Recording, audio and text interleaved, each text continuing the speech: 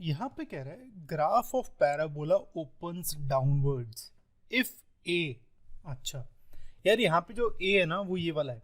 अगर पैराबोला को मैं मान लूँ A X square plus B X plus C, तो यहाँ पे ए का मतलब जो एक्स स्क्वायर से मल्टीप्लाइड नंबर है वो है, ठीक है। अब आप ध्यान से देखो, अगर ए को मैं जीरो पुट कर दूँ तो मेरा बचेगा ए, अगर ए को जीरो पुट कर दूँ तो पूरा कैंसिल हो जाएगा, बचेगा बी एक्स प्लस सी। तो ये तो पैराबोला है ही नहीं, यानी ये मेरा लीनियर इक्वेशन है, क्वाड्रेटिक इक्वेशन नहीं है, पैराबोला नहीं है। तो मतलब ए इक्वल टू जीरो नहीं हो सकता, तो ए ऑप्शन भी गया, बी ऑप्शन भी गया। तो हमें बताना है कि ए लेस देन जीरो है या ए ग्रेटर देन जीरो है, ठीक है।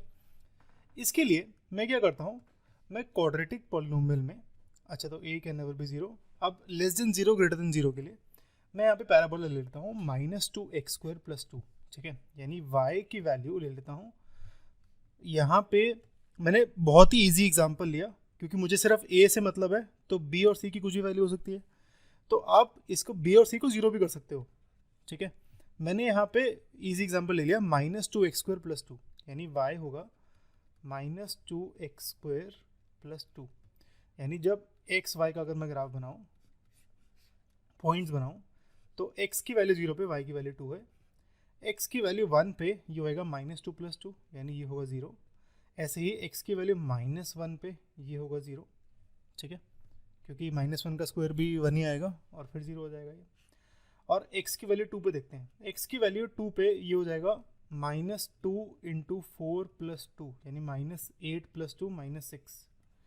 ऐसे ही माइनस टू वाले के केस में दोबारा माइनस सिक्स हो जाएगा। तो अगर मैं ऐसे ग्राफ बनाऊँ इसका, तो ये उल्टा बनेगा, x equal to zero Y equal to two, ये वाला पॉइंट होगा। फिर x की वैल्यू वन जब y की वैल्यू जीरो है, ऐसे ही माइनस वन।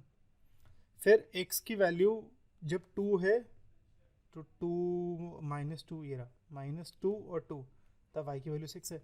तो अगर मैं सारी ये पॉइंट्स ज्वाइन कर दूंगा तो यहाँ पे मेरा ये ग्राफ उल्टा बनेगा। तो उल्टा तभी होता है जब एक्स स्क्वायर से मल्टीप्लाइड नंबर हो नेगेटिव, यानी a की वैल्यू हो लेस देन ज़ीरो, ठीक है।